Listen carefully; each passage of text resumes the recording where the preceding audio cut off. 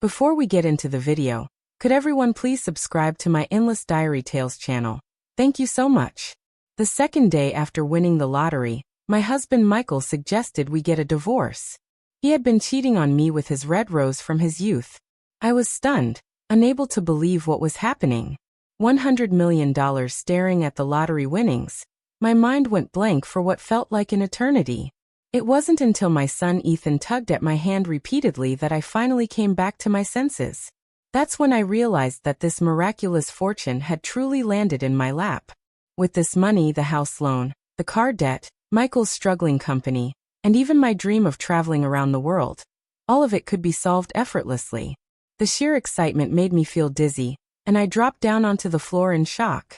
"Mom, are you okay?" Ethan's big round grape-like eyes gazed at me, full of concern. My sweet boy, his innocence was heartwarming. I blinked and steadied myself, then double-checked the ticket. It was real. I had actually won the lottery. I scooped Ethan into my arms and started laughing uncontrollably. "Haha, we're going to travel the world." Ethan, though only 3 years old, laughed along with me, clapping his hands and bouncing with joy. Who would have thought that day at the grocery store I had used the leftover change to buy a lottery ticket just for fun? And now it had turned into a massive windfall. I forced myself to calm down, and memories of Michael's weary expression over the past few days flashed through my mind, along with the disappointed look in Ethan's eyes when he saw the Gundam model he wanted but couldn't have. Tears of joy filled my eyes. I carefully tucked the lottery ticket into my jacket pocket, then took Ethan out to celebrate. We feasted on king crab, a luxury I had never dared to buy before. I also got him the Gundam model he had been longing for. Ethan hugged me tightly, leaving my face smeared with his sticky kisses. "EW, you little piggy," I teased, gently pushing him away to wash up. Feeling lighthearted, I returned to the kitchen to prepare dinner. I decided I would share the good news with Michael today, but before I could, I received a text from him. "Working late tonight, won't be home for dinner." Reading his message, I sighed. Busy again. But then again, I had grown used to it. Since I was in a great mood, I decided to surprise him by bringing dinner to his office. I couldn't help but wonder if Michael would still maintain his indifferent attitude once he found out I had won the lottery. Smiling to myself, I started preparing 3 luxurious dishes. Steamed eggs with crab roe sauce, Hong Kong-style salt-baked crab, and steamed crab legs. These were dishes I'd only ever seen online or eaten at my mom's house during special occasions. But today I finally had the courage to buy them myself. I packed the food and made my way to Michael's company. Michael's company, which he had started 3 years ago, was clearly established, but lately it had been struggling financially. He hadn't come home for 2 days and must have been exhausted. But now that I had won the lottery, he wouldn't have to work so hard anymore. Wouldn't it be better for the 3 of us to travel the world together? The thought brought a smile to my face, and I couldn't stop grinning. Even in the elevator, a young woman beside me gave me a strange look, but I didn't care. When I arrived at the office, the space was empty. I decided to set up the food to surprise Michael. But as I approached the door, I heard strange noises from inside. My heart sank. I quietly pushed the door open, and dim light spilled out. Then I heard a woman's sultry voice. "Michael, when are you going to divorce her? I came back for you, you know." "Soon," Michael replied, his voice heavy with breath. "The company's finances are almost sorted. Once that's done, I'll tell her." "You're not planning to give her much money, are you?" The woman's voice dripped with disdain. "Don't worry. I'm over 10 million in debt. She'll walk away empty-handed. But her family is wealthy, even if she ends up with nothing." "So what? I'm not raising her kid. We'll have our own children. Don't worry about that." Hearing this, the woman giggled, and the 2 of them embraced passionately. I stood frozen, my mind spinning. How could Michael say such vile things and still act as though he cared about me? These 2 people. How could they be so shameless? But I bit my lip and forced myself to stay rational. The company debt he dumped on me, what about that? I would have to pay it all back. How could I walk away without being crushed by the pain?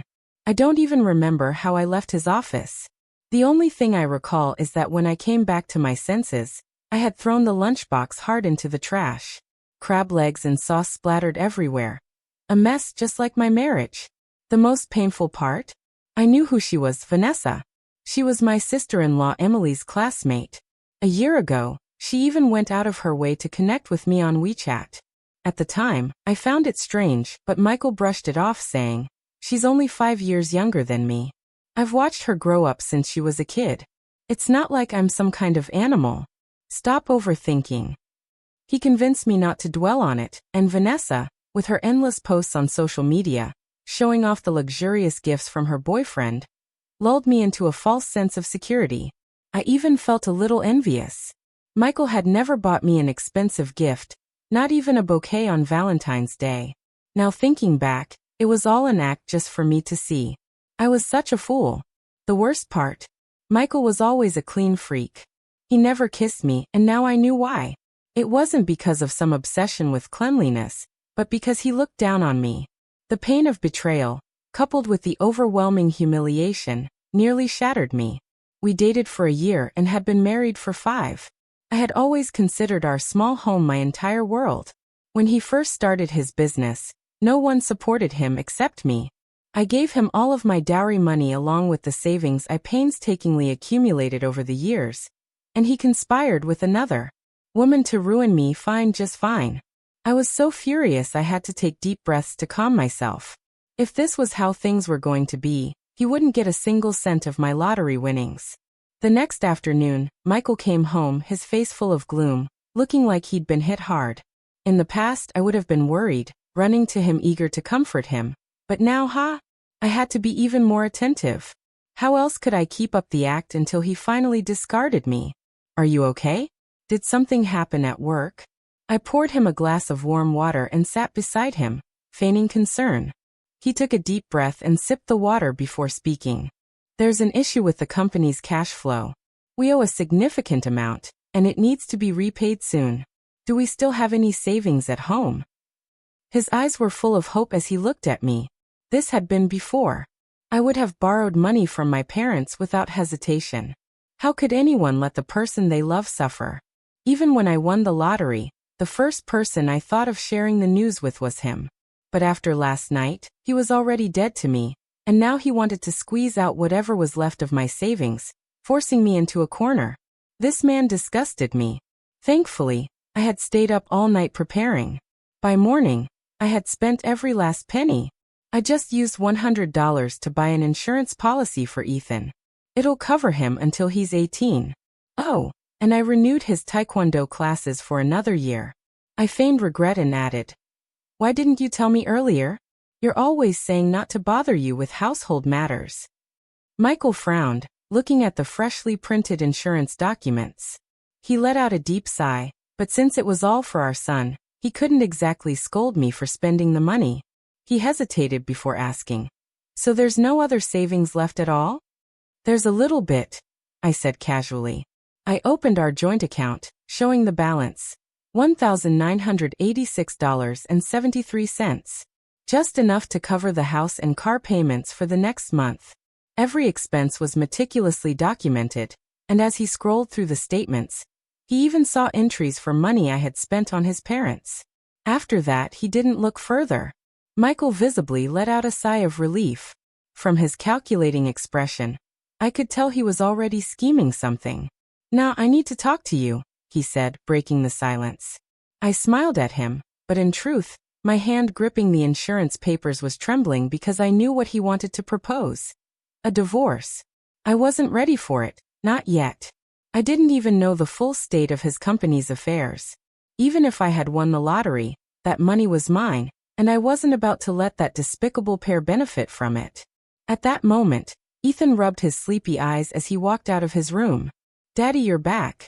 I missed you so much," he exclaimed as he ran to Michael and hugged him tightly, acting playfully. Michael's usually cold expression softened slightly as he patted Ethan's head. "Have you been a good boy for Mommy?" he asked. "Yes, I have. Last night I ate a big crab with Mommy, and I was so full," Ethan said proudly. "Good job. That's my little man," Michael responded, lifting Ethan up and tossing him playfully in the air. Ethan giggled uncontrollably, his laughter filling the room. Watching this warm scene, I felt no comfort. Instead, a wave of unease washed over me. A small part of me wavered, wondering if Michael was trying to charm me. After all, we had Ethan. Divorce would hurt him deeply. I could endure judgmental or scornful looks, but I couldn't bear the thought of how the separation might affect Ethan. Would it make him feel unloved or unworthy? How would I even begin to ask Ethan who he would want to live with if Michael and I divorced? I only wanted to protect him, to give him a happy childhood for as long as I could still take care of him. At the very least, he deserved some good memories. These thoughts brought tears to my eyes. I used to think women who clung to a marriage for their children were foolish. If they couldn't love themselves, how could they truly love their kids? But now as a mother I understood. I had become the person I once despised. Closing my eyes, I stared at their backs as Michael continued playing with Ethan, and I felt like I was swallowing a mouthful of mud. This would be the last time I gave him a chance. If Michael took the opportunity one was offering, I could pretend nothing had happened and continue this charade of a life with him. But if not, I would make him regret it so deeply it would pierce his very soul. With that thought, I snapped a picture of Michael and Ethan together, captioning it, "Ethan will always be Daddy's precious boy." Though I didn't expect Vanessa to back off after seeing it, I didn't anticipate what happened next. Vanessa boldly commented on my post, her words dripping with sarcasm. "Your son's so clingy with his daddy. Better be careful he doesn't grow up too pampered." Her comment made me laugh out loud, more from anger than amusement. I replied immediately, "You're already 30. Shouldn't you be busy finding a boyfriend instead?" Satisfied with my response, I went to Vanessa's profile to record a video of all the designer bags and jewelry she had been flaunting. If things turned ugly, I'd make her give it all back. But as I was midway through recording, Michael's phone rang. He stepped out onto the balcony to answer it, his expression shifting to one of reluctant indulgence. When he returned, his face was serious. "There's an issue at work. I need to go," he said curtly, not even waiting for my response before turning and leaving, as if it was the most natural thing in the world. In the past, I used to think he was simply too busy, so I always sympathized with him. But now I just found it laughable. It turned out that my patience and understanding were things he took for granted. Just as he reached the door, he turned back and said, "Stop posting random things online. It wouldn't look good if my colleagues saw them, you hear me?" His cold eyes met mine. I used to love that look, thinking he was the aloof prince I had always dreamed of. I adored him so much that I tolerated everything, bending over backward to please him. But now, that same look made me hate him to my core. "Got it," I replied lightly, though my tone had none of my contempt. "But lately, I've only been posting pictures of you and Ethan. What's the big deal?" He paused for a moment before responding irritably. "Doesn't matter. If I said don't post, then don't post. You sit at home all day, clueless about social etiquette, and now you're not even listening. Do I need to teach you everything?" "Okay," I said, biting my lip, fighting to not hurt him. His expression shifted to one of disdain, as if I was nothing more than a foolish woman, easy to manipulate. Satisfied, he left without another word. What he didn't realize was that the look of a woman in love and one who no longer cared were two entirely different things. As soon as he was out the door, my face turned cold. I quickly changed out of my pajamas and silently followed him. I found him in the underground parking lot, grabbing Vanessa's hand as they argued. But soon enough, the fight turned into an embrace, then a kiss, one that lasted nearly 10 minutes. Afterward, they drove off together, and I hailed a cab to follow them. They ended up at the apartment Michael had bought 2 years ago, supposedly for his sister Emily. At that moment, I realized something. Even his doting younger sister, who often asked me for shopping money with her sweet words, knew about all of this. I had been nothing more than a fool in their eyes, someone they could all look down on. The thought made my fists clench tightly. When I returned to our complex, I pretended to have lost something in the parking lot, and went to the security office. I managed to get a copy of the surveillance footage showing the two of them entangled with each other. A piece of evidence I would need. Then I contacted a lawyer to discuss Michael's infidelity, his possible transfer of assets, and the custody of Ethan. The more I talked with the lawyer, the colder I felt. At most, his infidelity would give me a slight advantage in dividing assets, but not by much. Even though I was certain he had hidden assets, I didn't know how many accounts he had or how much was in them. All the household expenses went through the company account, leaving me with little traceable information. And custody was even harder. Without a stable job, I had no guarantee of winning custody unless Michael willingly gave it up. Worse, if he took out large loans in our names as a married couple, I would be on the hook for half of it. The possibility of Ethan ending up with him made me feel sick to my stomach.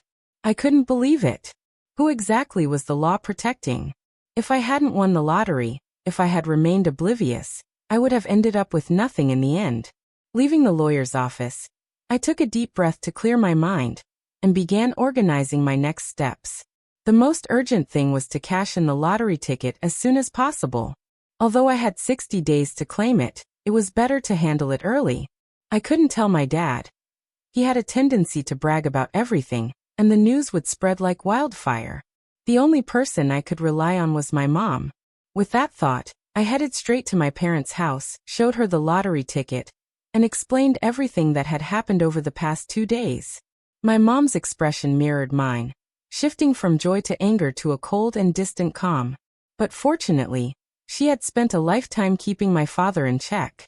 After listening to my story, she immediately changed into a fresh outfit, put on sunglasses and a mask, and headed out to claim the prize. The two of us sat in a taxi, our hands clasped tightly and damp with sweat. After taxes and donating a portion, we had over 90 million yuan left. When everything was settled, my mom and I collapsed onto the bed, holding the slim card in trembling hands. You can't tell anyone about this, not even your best friend, especially not your father. Understood. My mom's face was stern as she gave me her instructions. My father had grown up in a family that valued sons over daughters, and his harsh upbringing made him treasure money above all else. The second most important person to him was himself. I nodded. Don't worry, I'm not that naive. But my mom only smirked. Who knows? I told you from the start, Michael's cold demeanor shows he doesn't truly care for you. But you insisted, saying he was just reserved and called him the flower on the mountaintop. You always said your relationship was fine, and now look at you. He's warm and affectionate with someone else. There's not a trace of that coldness you were so proud of. But it's fine, now that we have money, we can find you someone better. There are plenty of handsome men with muscles online. Mom, stop watching those silly things, I replied with a wry smile. Leaving Ethan at home, I decided to clear my head. After some thought, I stopped by a shop to buy soup, poured it into a thermal container, and took it to Michael's office. But as soon as I walked in, the receptionist stopped me. Excuse me, who are you? She asked politely, her tone so unfamiliar it felt distant. Smiling faintly, I said, I'm Michael's wife. I'm here to bring him some soup. Her expression shifted, startled. She stammered. Oh, the wife of CO Michael. Let me inform him first. Please wait a moment. No need, I replied. I can go in myself. Her hesitation and awkwardness only fueled my suspicions. Ignoring her protests, I walked straight in, and what I saw confirmed everything. Vanessa, wearing a paper crown, was celebrating her birthday. She was perched on Michael's desk, laughing as she fed him a slice of cake. The room was filled with cheers and laughter from their colleagues. It was a lively scene until the receptionist awkwardly announced, CEO Michael, your wife is here. The noise died instantly. Vanessa was still holding the fork while Michael, mid-bite, turned to look at me. Everyone else froze like statues. Birthday party, huh? I said with a smirk. Hale quickly straightened up his expression, slightly uneasy, while Vanessa shot me a look of annoyance as though I were an unwelcome intruder on her turf.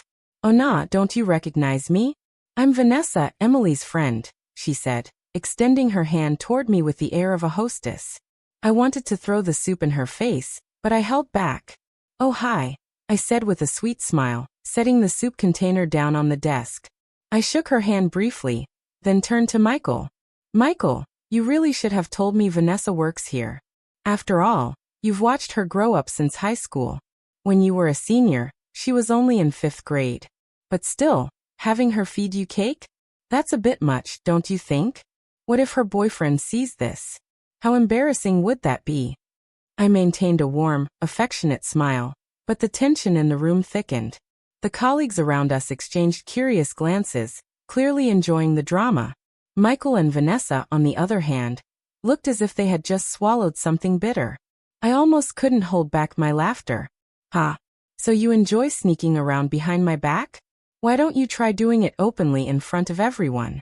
Go ahead, let's see if your colleagues are fine with it. If not, I bet this juicy little scandal will spread far and wide. What are you talking about? Vanessa snapped, her face turning red as she pointed at me. If you don't know how to speak properly, then don't make things up. Have you been staying at home as a housewife for so long that you've lost all common sense? Vanessa's words were sharp and insulting. What hurt even more was that Michael said nothing, letting her insult me freely. Feigning an innocent and confused expression, I responded softly. Did I say something wrong? I'm sorry, Vanessa. I didn't mean to upset you.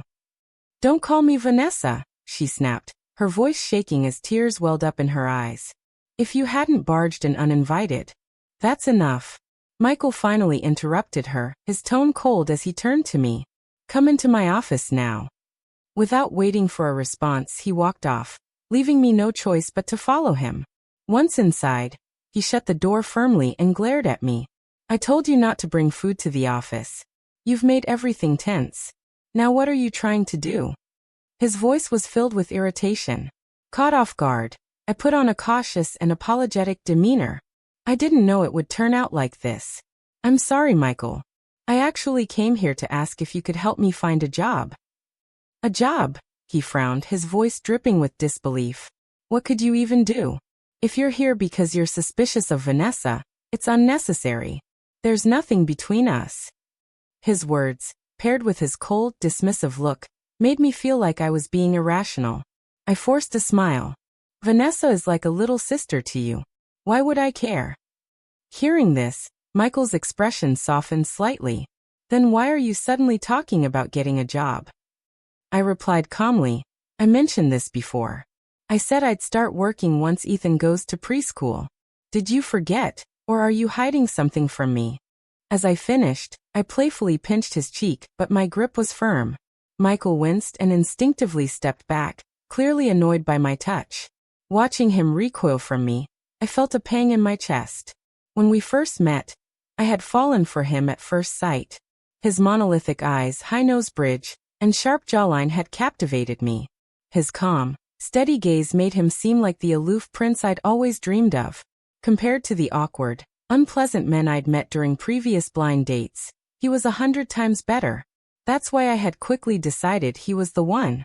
But looking at him now, 36 years old with calculating eyes, a slightly softened physique, and a receding hairline, I could no longer see the man I once admired. His heart had grown filthy, corrupted by his own selfishness.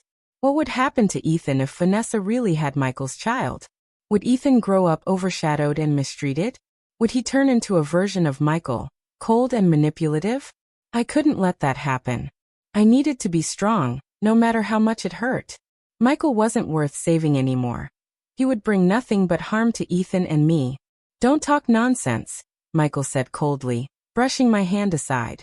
Even if you go out and work, you won't earn much. Why make things hard on yourself? I knew he didn't want me to be independent, but I countered. Isn't your company struggling right now? I thought if I started working, at least if things went south for you, the three of us wouldn't starve. I looked at him with a sincere expression, and for a moment he hesitated. He hadn't expected me to have such a reasonable excuse. His gaze softened slightly, but inside, I felt nothing but contempt. Michael's selfishness knew no bounds. He only cared about me when it benefited him. That realization solidified my resolve. I couldn't let him control me any longer. I stepped closer and said, I just want to get some accounting experience. Once I get the hang of it, I'll look for another job. Don't worry, I won't be here long. Oh, and don't give me anything related to finances. I wouldn't know what to do with it anyway. I even scratched my head as if embarrassed, playing the role perfectly. Michael's expression twisted into one of disdain, clearly looking down on me, but I could see the hesitation in his eyes. My excuse was just too reasonable. Sensing an opportunity, I pressed further. Or maybe you really have something going on with Vanessa and you're afraid I'll cause a scene if I work here? He quickly denied it. His new company wasn't stable yet, and I guess he didn't want a big fight with me. At this point, after a moment of thought, he reluctantly agreed. Fine, I'll let the finance department know. Great. I'll start tomorrow, I said cheerfully, stepping forward to plant a big kiss on his cheek, leaving a lipstick mark. He immediately wiped it off in annoyance, but I had already opened the door. As expected, Vanessa was standing outside, her eyes darting past me to Michael, filled with both worry and anger. If she were the one being betrayed, I felt a wave of disgust but maintained my shy act. Oh, it's nothing, I said casually before turning to Vanessa with a sweet smile. Oh right, Vanessa, it's your birthday today, isn't it? Where's that boyfriend who always gets you gifts? Her face darkened, her lips pressed tightly together as tears welled in her eyes. She glared at Michael before storming off. What a pathetic sight. I watched her retreating figure with a smirk, and Michael hastily tried to explain. She's been arguing with her boyfriend lately. I need to go check on her. You head home first, okay? Feigning understanding, I nodded, but inside I thought, what a pair of miserable fools. Go ahead and destroy each other. That evening, I saw Vanessa's latest post on social media. She shared a photo of a candlelit dinner and a brand new Chanel bag captioned, I bet some old hag has never even touched something like this. I immediately took a screenshot. The next day at work, Vanessa deliberately showed off her new bag near my desk, her gaze dripping with provocation. I pretended not to notice and walked over. Oh Vanessa, send me the link to where you bought that bag, will you? It's gorgeous. Her face darkened instantly. This is Chanel. It's over $50 for one, she snapped. Fighting surprise, I gasped. Oh wow, I didn't realize it was that expensive. Honestly, I couldn't tell at all. I smiled and sat back at my desk. A few colleagues nearby couldn't hold back their laughter. Vanessa glared at me furiously, clutching her bag tightly as she stormed over to my desk. What's that supposed to mean? I looked up at her with a confused expression. What do you mean? What are you talking about? Are you saying I'm not worthy of this bag? She hissed, her teeth clenched. I just smiled, said nothing, and turned back to my computer. I asked one of the finance team members about my tasks for the day, completely ignoring her. Left with no response, Vanessa stood there for a moment before storming off in frustration. Watching her retreat, I deliberately looked puzzled. Isn't it work hours? Why is she leaving now? The finance team member, a woman more than 10 years older than me who clearly disliked Vanessa, but didn't want to openly offend her, quietly explained, she's in sales. She probably has to go out for work. I nodded without pressing further, and chatted with the rest of the team while treating everyone to bubble tea and pastries. I acted as though I didn't have a care in the world. Some of the staff looked at me with pity, but I pretended not to notice. After all, the bubble tea was paid for with Michael's card. A while later, Michael called me into his office, his tone tense. Why are you spending so much money? He demanded. I smiled and said, 15 cups of bubble tea for the staff only cost $323. Meanwhile, you bought your mistress a $51.80 handbag, and that's just one of them. From the posts she shares on social media, I've counted at least several $100,000 worth of luxury items, not to mention the dinners and hotels, which I'm sure aren't cheap either. And now you're telling me I've spent too much. I adjusted my expression, softening it slightly. I just started at the company and wanted to do something nice for the staff. I'm representing you after all. I can't let you lose face. I smiled as I spoke, but inside, the thin layer of glass protecting my heart had long since shattered. I began piecing together every small detail from the past few years, and finally, I came to a clear realization about who Michael really was. A selfish, heartless man without a shred of responsibility. As long as something benefited him, everything else could be pushed aside. Vanessa's enthusiasm and freshness might excite him now, but over time, the novelty would wear off. The red rose would eventually become nothing more than a bloodstain from a mosquito. I was genuinely curious to see how sweet their relationship would remain once they were truly together. For now, my role as the perfect wife was all I needed to play. Sure enough, Michael's expression softened a little. Next time, let me know before you do something like this, he said. Just as he finished, his phone rang. I glanced at the screen and saw the name Sweet Little Darling. Michael immediately declined the call, glancing at me cautiously. I turned to look out the window and said with a smile, "The view from here is lovely." Through the reflection in the glass, I saw him exhale in relief, but the phone rang again, and his annoyance began to show. "Is it a client?" I asked, feigning innocence. He pressed his lips together and nodded. "I'll leave you to it then," I said. "How about I make braised pork ribs for dinner tonight?" His expression softened a little more. Sure enough, not long after, Michael told me he had to meet a client that evening and wouldn't be home for dinner. I had anticipated this and pretended to be disappointed. Later, as I stepped into the break room, Ms. Wong from the finance department followed me in. I greeted her warmly. Over the past month, the tension between Vanessa and me had been palpable, leaving Michael visibly irritable and cold toward me.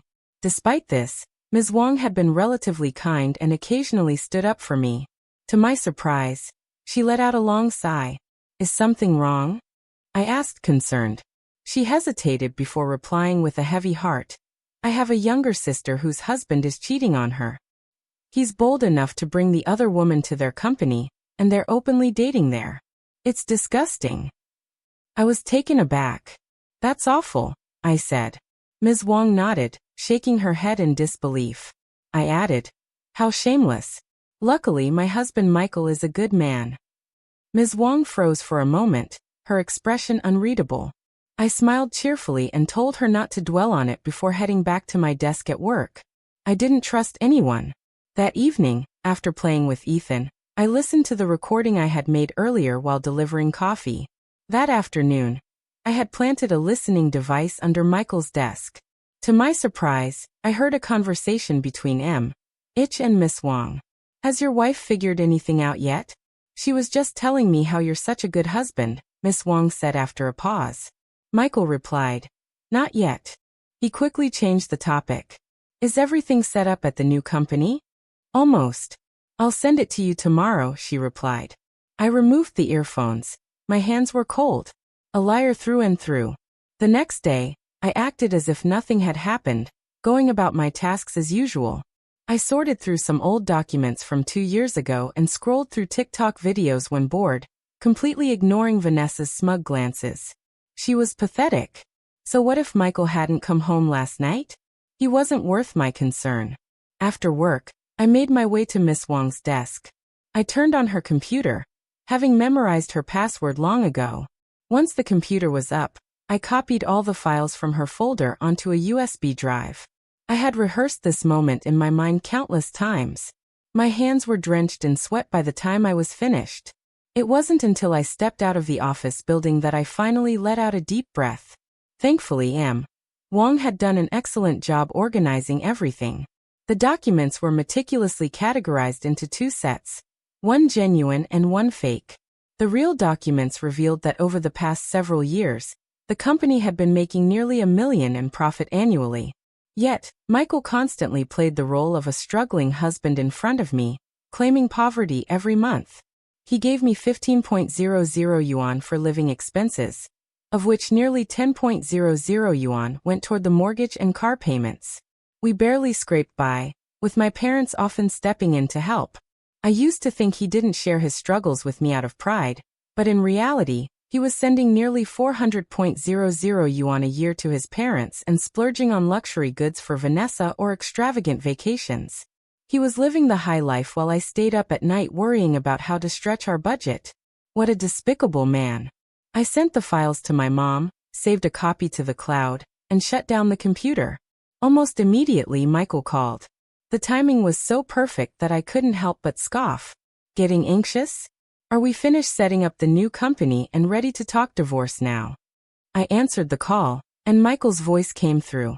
"Nah, let's get a divorce." I rolled my eyes. "Why?" There was a long silence before he finally replied. "I just think we're not a good match." "Not a good match? After 5 years of marriage, you suddenly think we're not a good match?" I yelled, nearly losing control. "Are you cheating on me?" He hesitated before finally admitting, Yes, I've fallen for someone else. I was momentarily stunned, almost unable to maintain my act. I hadn't expected him to admit it so bluntly. She's someone I've always liked, he continued. She's sweet and kind. I know this is my fault, and I owe you an apology. Who is she? I demanded. You don't need to know, he said. No way. I will never agree to a divorce. Do you think it's that easy? I hung up immediately, then headed to the kitchen to chop onions, tears streaming down my face, not from sadness but from frustration. If it weren't for Ethan's custody, I wouldn't even bother pretending with him.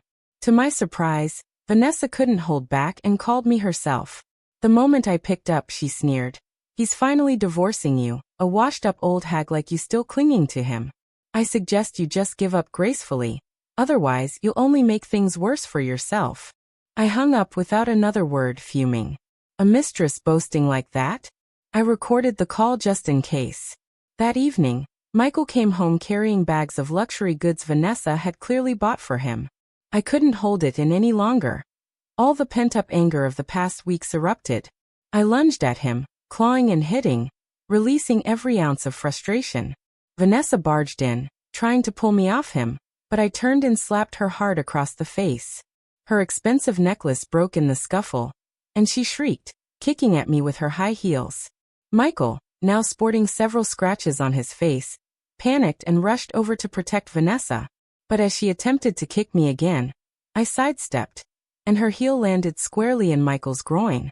His face turned pale as he doubled over in pain. Everyone froze, stunned. I barely managed to stifle my laughter.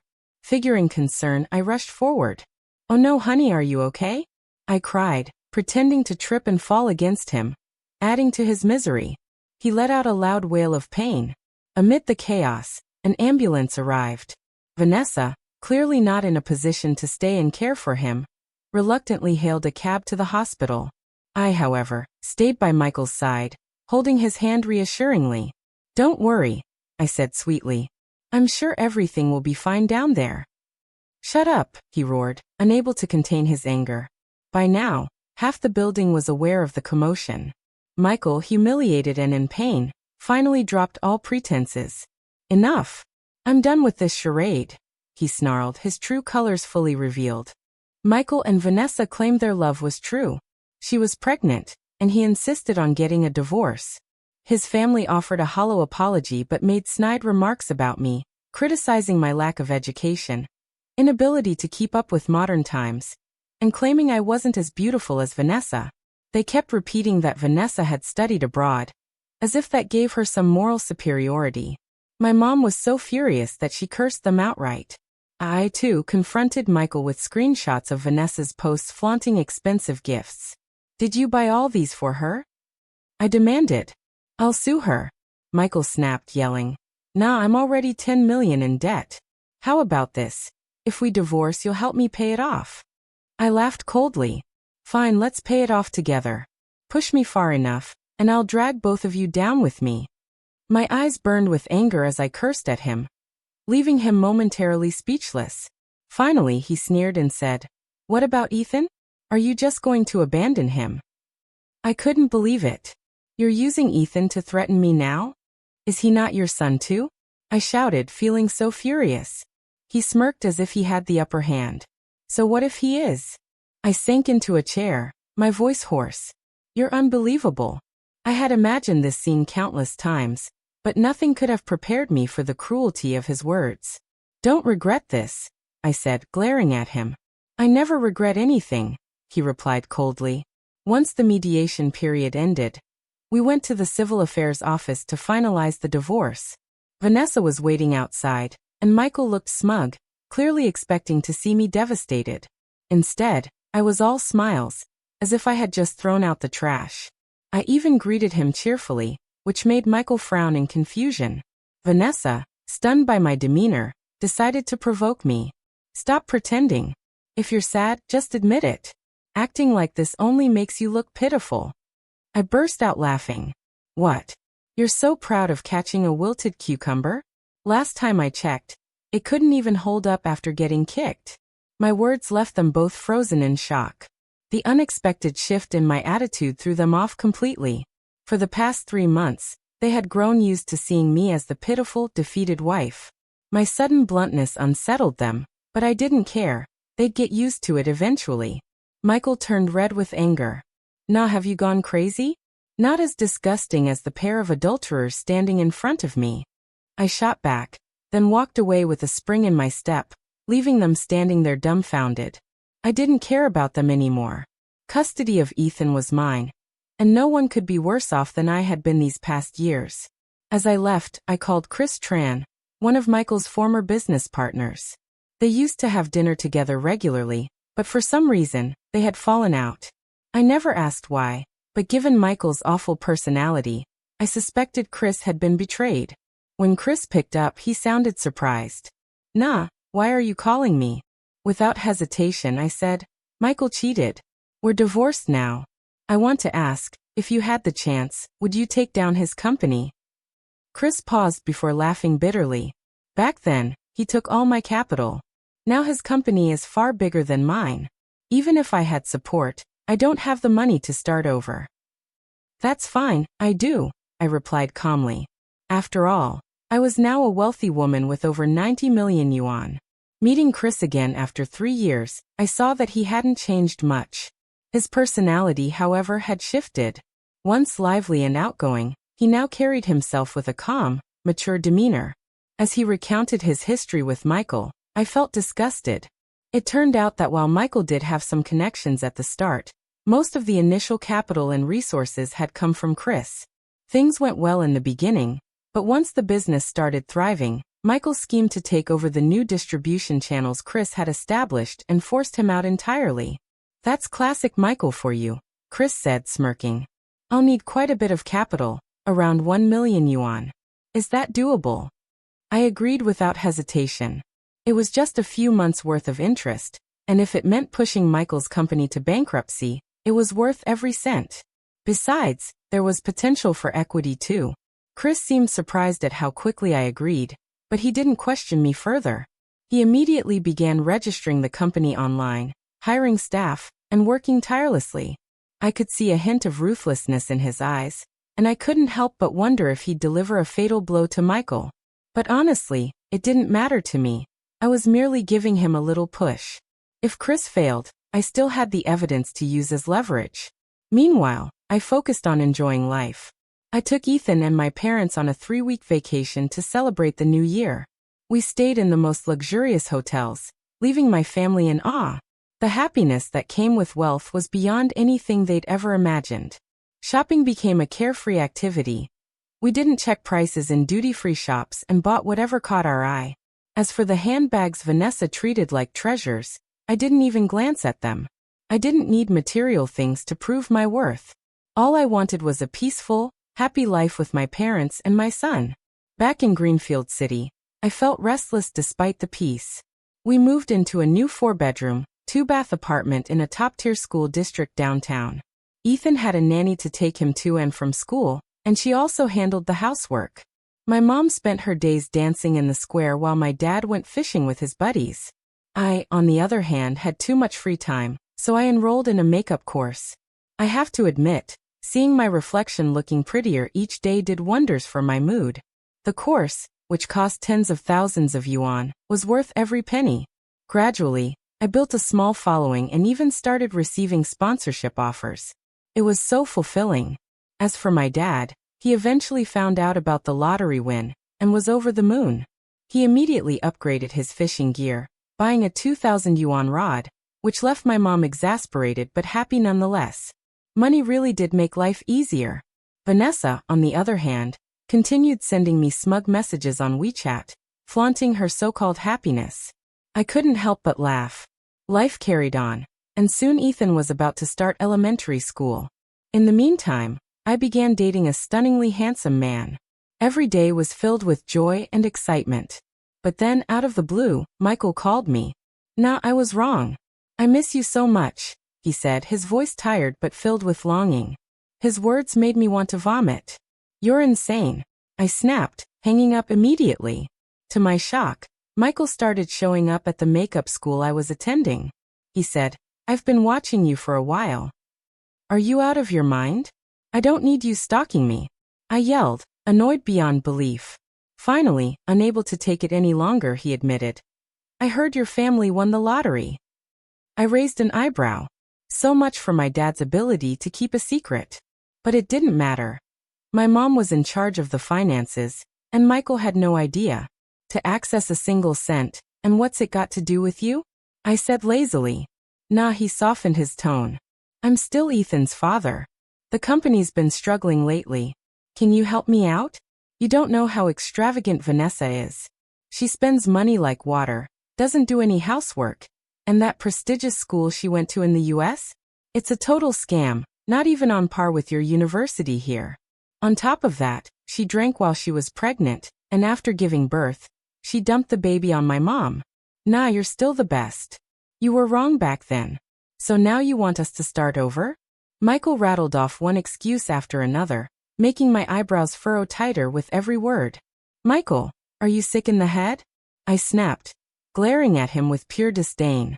Do you remember how you humiliated and insulted me before? Or have you conveniently forgotten? Why on earth would I want to reconcile with you? Get lost, you're disgusting. I rolled my eyes, turning to leave, but he grabbed my arm tightly. This time he wasn't pretending anymore. That lottery ticket was bought during our marriage, wasn't it? That makes it marital property. I'm entitled to half, he said through gritted teeth. I was momentarily stunned by his shamelessness. For a moment, I couldn't even respond. I studied him carefully.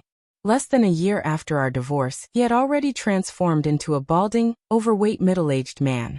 His hair was thinning, his once sharp features now bloated, and even a few strands of gray hair had crept in. His whole demeanor exuded exhaustion and decline. I smirked. If you knew Chris Tran started his company using my money, you'd probably lose your mind, I thought, seeing his stunned expression. I sighed. Back then, I begged you not to divorce me, but you insisted you had found your true love. How naive I was. His face darkened, regret clouding his eyes. He seemed to want to say something, but I was already getting into a luxury car he had once dreamed of but couldn't afford. I started the engine and sped away, leaving him standing there in his misery. Eat your heart out, you pathetic loser. After dealing with Michael, I decided to take Ethan shopping at the mall.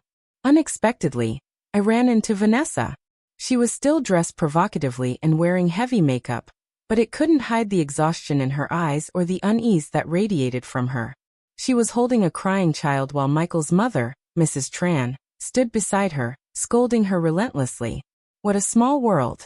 I hadn't seen Vanessa post anything on social media in ages. This was the same woman who used to send me videos bragging about her love with Michael. Oh, isn't this? Nah. Mrs. Tran's voice rang out as she spotted me, and she immediately approached to make small talk. I didn't forget how she used to belittle me, so I ignored her completely. Vanessa, on the other hand, stared at me with eyes full of resentment and dissatisfaction. I offered her nothing but a cold, mocking smile before walking straight into a store she wouldn't dare enter. Michael was now barely scraping by. Under the pressure from Chris Tran, his finances were in shambles, leaving him no money for romantic gestures. Vanessa, once an illegitimate child herself, had been cast out after her biological father's family discovered her schemes. Michael, who had relied on his wife to build his fortune, was now estranged from his own family. They had no intention of helping him either. Of course, I had a hand in spreading the news that led to their downfall. As I shopped, Mrs. Tran's envious gaze followed me. She turned her frustration back on Vanessa, calling her a conniving homewrecker and lamenting her misfortune. But wasn't Michael the most to blame? Who knew when their affair had even started? A few months later, Michael called me again, begging for a second chance. Nah, I was wrong. It was Vanessa who seduced me. I never liked her. She's just a vulgar woman, not even worth comparing to you, Michael rambled on, his words growing more pathetic by the second. I couldn't help but laugh at how predictable he was. He must have gone bankrupt. Let me guess, I said, cutting him off. She forced you to buy luxury goods, forced you to kiss her, and even forced you to sleep with her? Is that it, Michael? Other than blaming others, is there anything you're actually good at? I'm disgusted by you. With that, I hung up and immediately called Chris Tran to confirm. Hearing my story, Chris was just as surprised. I was about to tell you he's lost all his funding. Looks like you already figured it out, he said with a chuckle. I exchanged a few pleasantries before ending the call, feeling even more certain that it was time for me to leave this place behind. On the day Ethan started elementary school, Michael hesitated before calling me excitedly, announcing, "I divorced Vanessa." I smirked. Couldn't even last 3 years, huh? Wasn't it true love? But then Michael turned around and filed a lawsuit against me, claiming I had transferred assets during our marriage. It was laughable.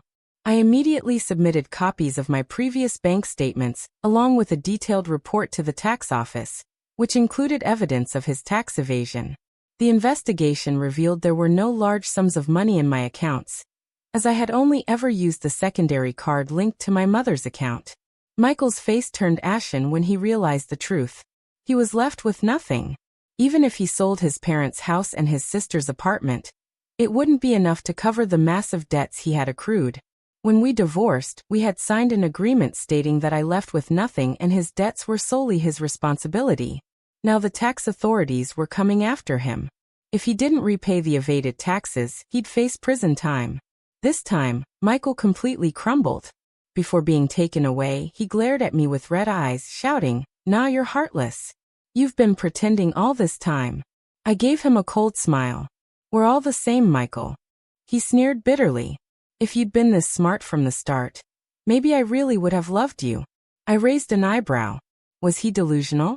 Was he suggesting that I was too kind, too forgiving, and that's why he had looked down on me and thought he could manipulate me? It was absurd. Who even plays mind games with their own family and friends? Every day I muttered, realizing there was no point in reasoning with someone like him. "Don't waste your breath," I said, turning to leave.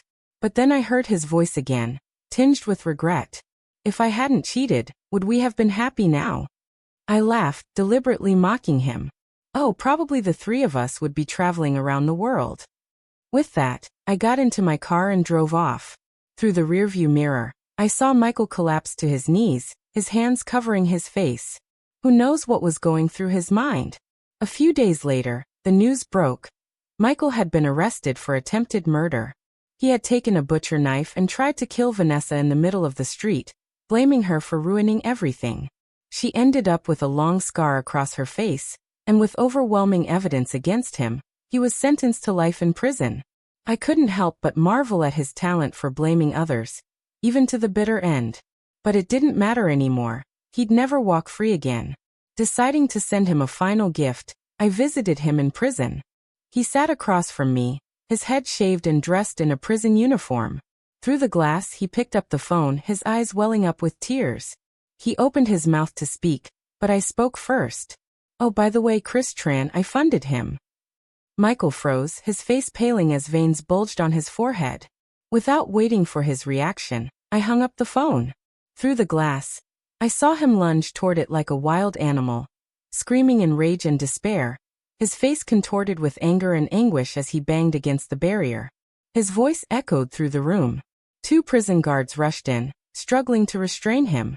I curled my lips into a small smile. It seemed like he appreciated my little gift. Satisfied, I turned and walked away, leaving behind everything connected to him. Everything, that is, except my precious son. When I got home, Ethan was sitting at his desk, diligently working on his homework. My parents were out on the balcony, engrossed in a game of chess. The house was warm and filled with peace.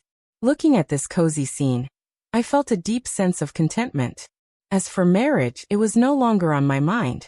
With time, money, and the people I loved by my side, I was confident that the future would be bright.